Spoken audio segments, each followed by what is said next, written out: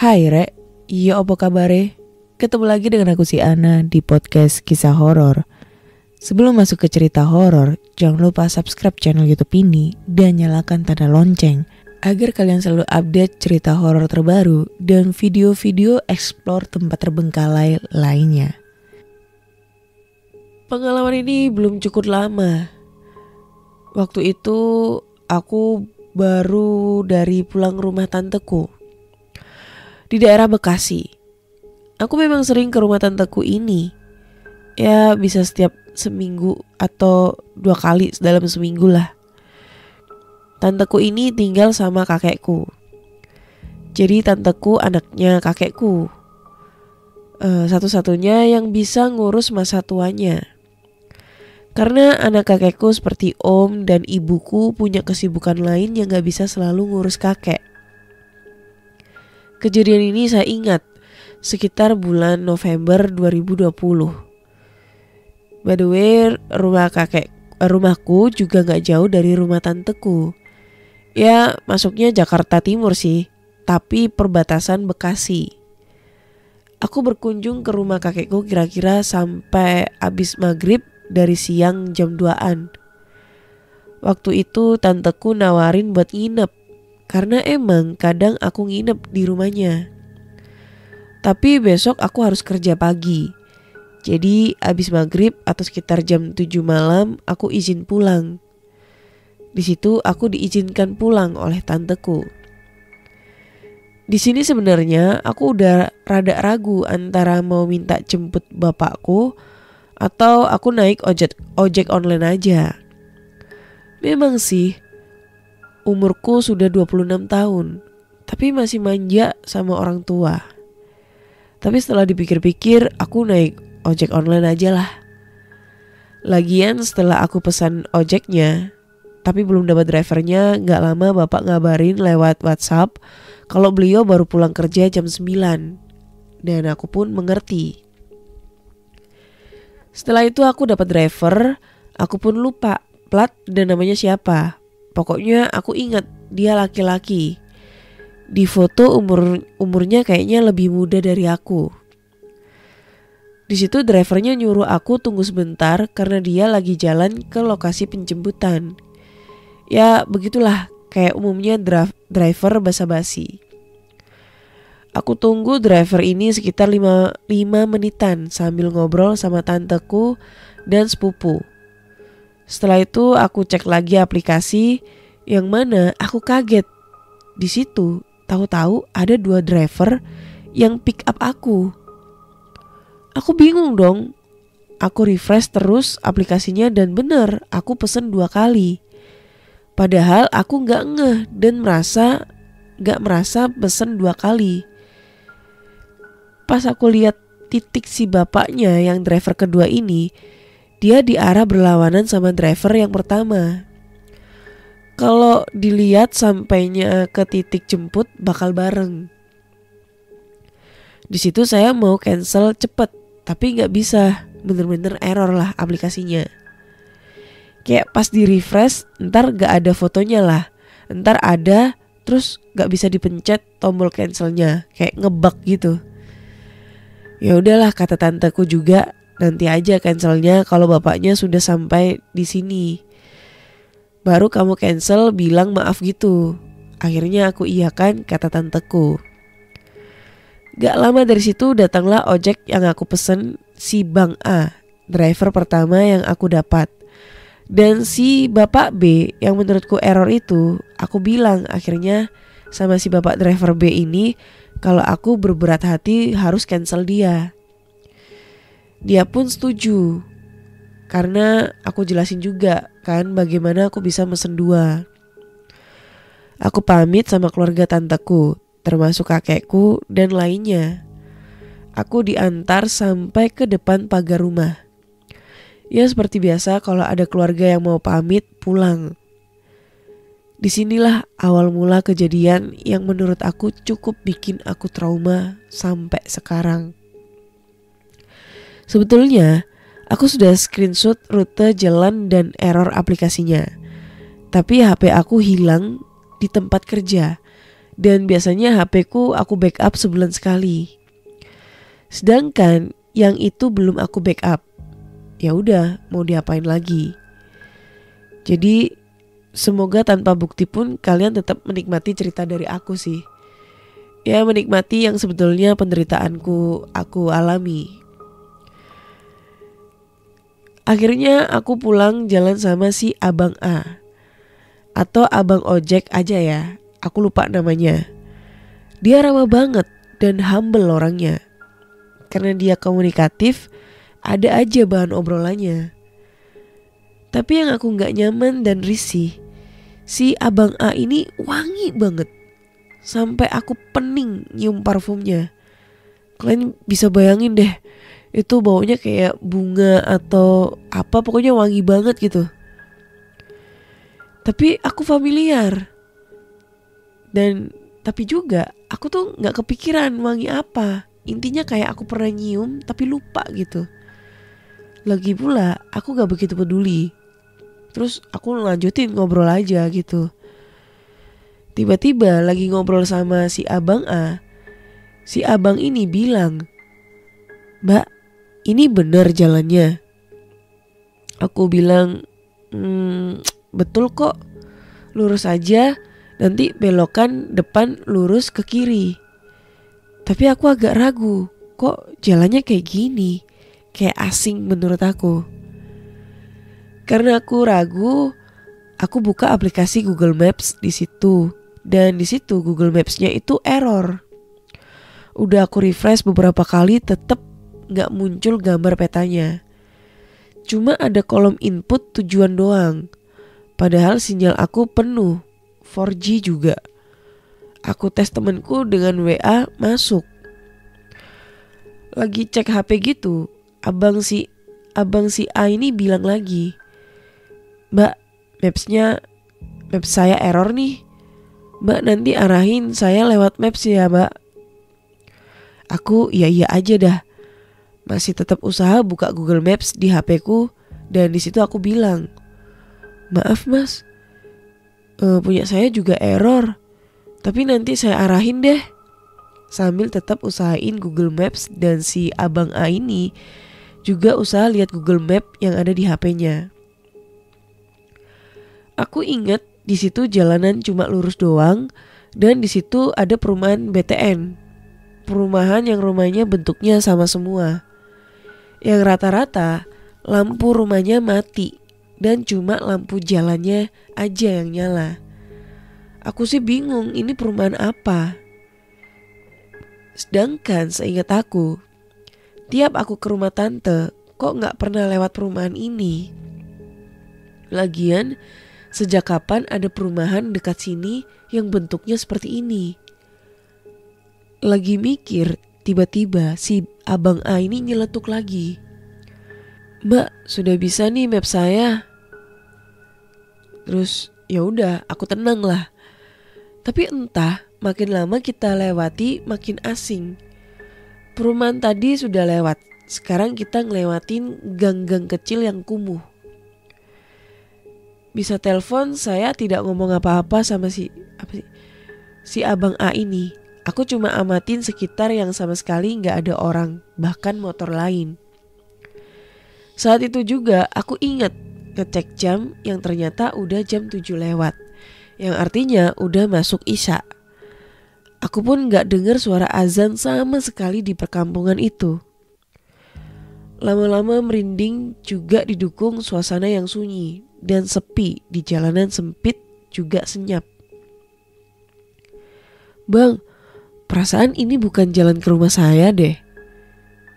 "Masa sih Mbak?" "Aku cuma ngikutin maps aja. Kalau alamat yang dituju ke sini," jelas si Abang A. Setelah ditelusuri, berujunglah di jalan yang semakin sempit. Di ujung jalan kita lihat hantaran kebun milik warga yang gak bisa aku lihat kebun apa itu. Tapi tanamannya pendek dan kebun itu luas. Setelah aku perkirakan itu seperti kebun semangka. Dalam hati, kapan di sini ada kebun buah? Begitu terus isi kepalaku selama berada di perjalanan. Sejak kapan? Sejak kapan? Sejak kapan? Mbak, rumah Mbak sudah dekat dari sini.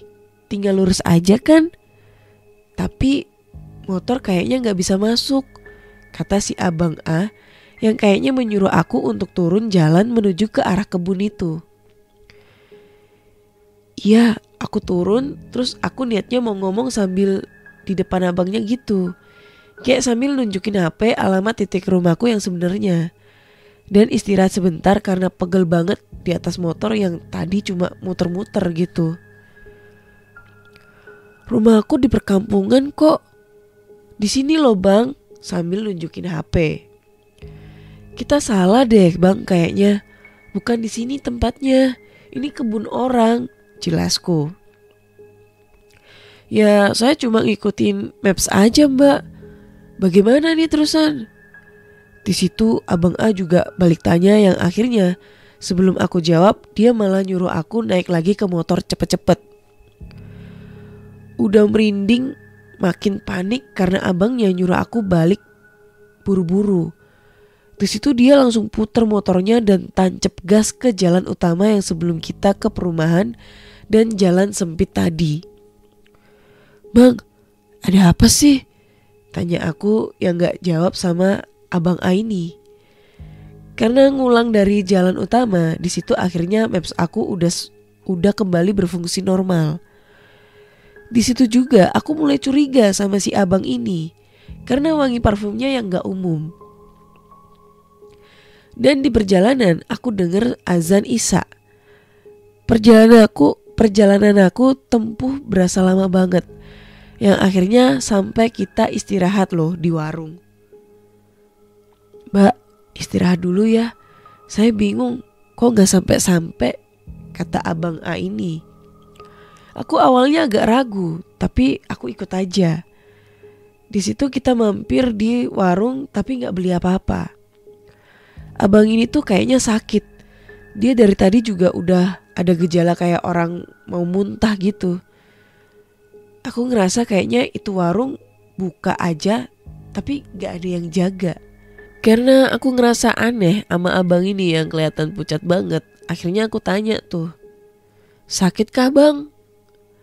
Kalau enggak aku pesen ojek lain aja. Jangan dipaksakan bang. Abang ini terus bilang, enggak mbak, saya masuk angin doang kayaknya. Sambil mukanya yang keringetan gitu sama pucat. Kita lanjut jalan lagi. Perjalanan dari Bekasi ke Jakarta Timur berasa perjalanan Jakarta-Bandung. Setelah perjalanan dilanjutkan, aku di situ udah mau nangis aja rasanya. Karena bisa diperkirakan kita udah jalan 1 jam lebih. Di suasana asing kayak tersesat. Di situ juga aku mulai hilang sinyal lagi. Dan jam sudah menunjukkan jam 8:30 malam. Pengalaman ini rasanya kayak mimpi. Terhitung 2 atau 3 abang-abangnya menepi untuk muntah. Gimana gak mungkin ngeri kenapa-napa kan tuh kawan. Akhirnya singkat cerita, setelah kita ketemu suatu pusat belanjaan kecil semacam Carrefour gitu, di situ akhirnya saya lega. Yang tandanya sebentar lagi aku sampai rumah. Gak lama dari pusat belanjaan itu, aku juga ngelewatin pasar yang waktu itu ramai banget. Padahal seharusnya gak pernah seramai ini.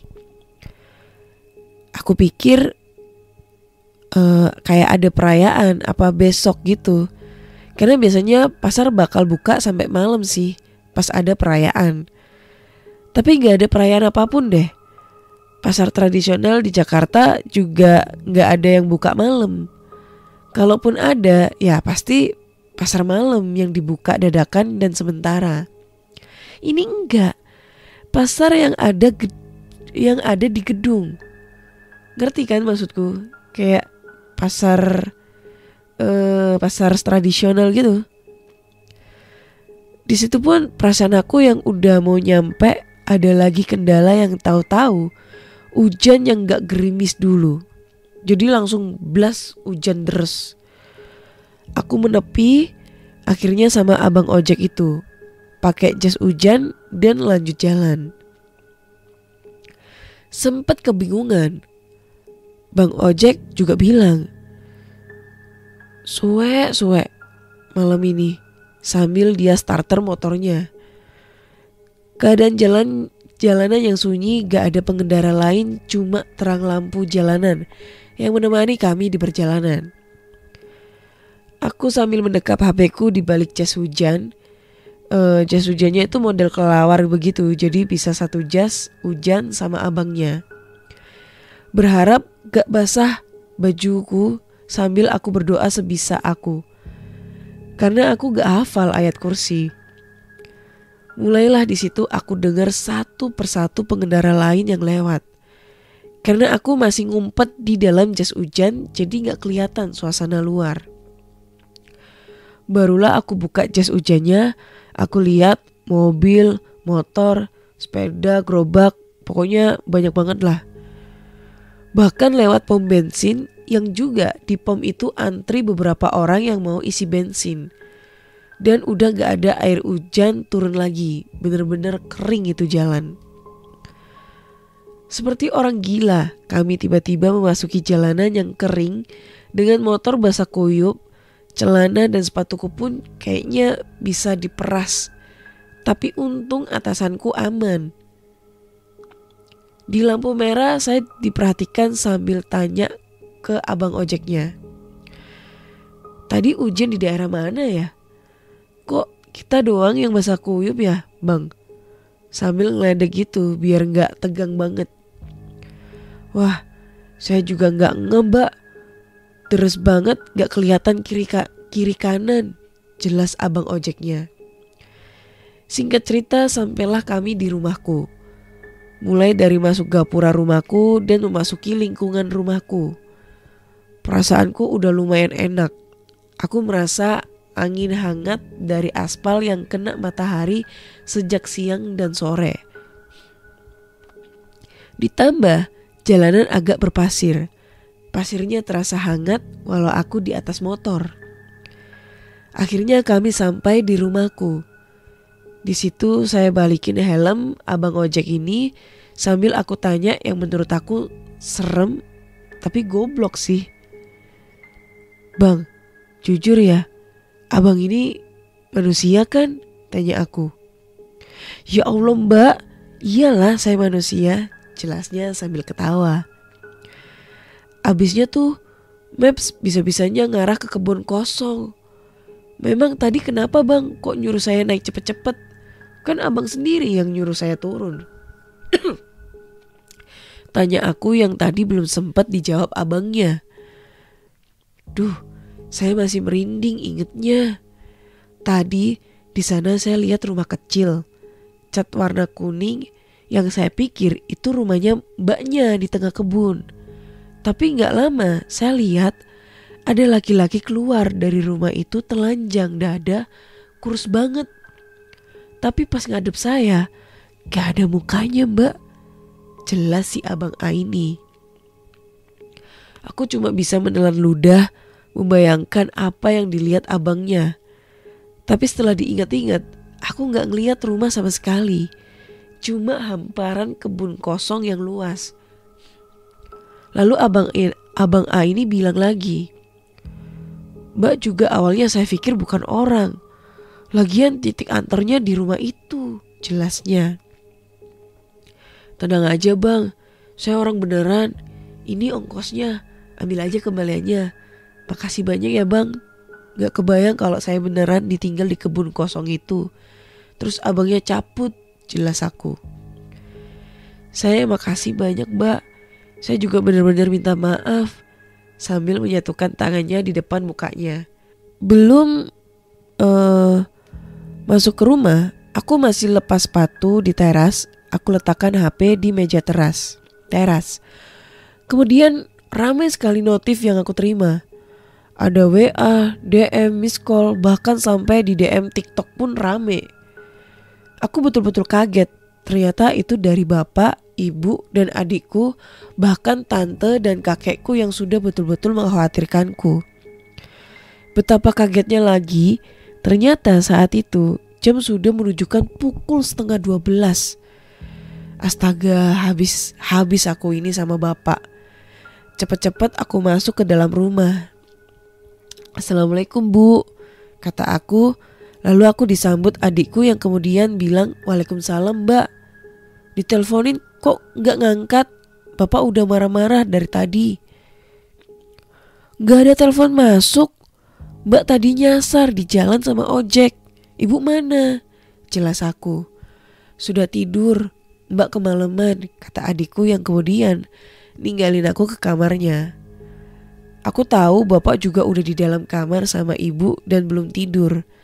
Tapi beliau benar-benar gak nyambut aku pulang. Besok paginya waktu sarapan sebelum kerja, bapak ngomelin aku abis-abisan. Tapi aku punya bukti kalau aku kesasar bareng ojek itu sekitar 4 jam. Padahal cuma 15 menit di jalan dari rumah kakek ke rumahku. Akhirnya bapakku bisa tenang juga setelah aku kasih bukti. Dari situ aku betul-betul trauma naik ojek online, terutama waktu malam hari. Gak lama dari kejadian itu ada acara kumpul keluarga yang membuat aku ketemu lagi sama kakekku. Di situ saya ditanya sama kakek mengenai kejadian yang aku alami, kenapa waktu itu aku pulang dari rumahnya gak langsung pulang. Dia pikir aku mampir dulu kemana gitulah. Dan kakek ini tiba-tiba bilang hal yang gak aku ngerti. "Ojek kamu tuh, Bah, lihat udah gak bener." Aku jelasin cerita detailnya sama kakekku. Dan aku pikir ucapan kakekku yang awal itu maksudnya si abang ojeknya punya niat gak bener sama aku, ternyata salah. Ternyata salah menurut kakekku waktu itu. Waktu kakekku nganter aku sampai pagar, abang ojeknya ini kayak punya sesuatu yang gak bisa dilepas dari dirinya. Apa itu? Entahlah. Bisa jadi pelaris dirinya, atau bisa jadi juga kiriman santet dari orang yang mungkin menyukainya atau membencinya. Kakekku gak tahu pasti intinya, tapi sesuatu dalam tanda kutip itulah. Oke, ada yang jatuh nih. Itulah yang sudah buat tersesat kita berdua. Dalam hatiku apes banget kayaknya. Dia yang punya masalah, aku yang kebawa. Ini kesimpulan dari aku sih ya. Aku juga bilang ke kakek kalau abang ojek itu sempat muntah-muntah. Dan itu akhirnya kakekku simpulkan juga kalau itu lebih ke sana, ke kena santet daripada punya penglaris. Oh ya, soal hujan lokal alias hujan yang terjadi di tempat itu saja, pokoknya gak ada 1 kilometeran lah. Itu luas daerah yang kena hujannya. Kata kakekku, itulah pintu penghubung dunia kita dan dunia gaib sana. Makanya hujannya aneh. Aku makin merinding, bukan main karena hujannya betul-betul aku rasakan. Bagaimana suasana malam itu pun aku gak bakalan lupa sama detail-detailnya. Setelah curhat sama kakek, di situ aku langsung kepikiran nasib abang ojek itu. Dan setelah itu juga aku curhat ke rekan kerja dan juga sama teman lama aku. Maksudku mau sharing sih, tapi malah dapat berbagai macam spekulasi. Mulai dari katanya bapak ojek B itulah yang sebetulnya sakit hati karena aku lebih memilih abang A ini. Mungkin bapak ojek B ini bukan orang sembarangan. Terus ada lagi yang berkesimpulan yang katanya betul abang ojek A ini bermasalah. Makanya bagaimana mungkin dunia gaib mengubah aplikasiku jadi ngebug supaya aku lebih memilih abang ojek B. Tapi malah aku tetap milih abang ojek A. Terus masalah HP ku yang aku sampai sekarang gak habis pikir. Dan alasan kuat akhirnya aku percaya bahwa dunia mereka betulan ada. Masa iya aku P gitu pakai HP temen aku, delivery, lihat maps bisa. Terus telepon dan DM juga sebagian pesan di sosmedku gak masuk. Ya Allahualam lah apapun yang terjadi di balik pintu itu. Intinya dari semua ini, berdoalah sebelum melakukan perjalanan.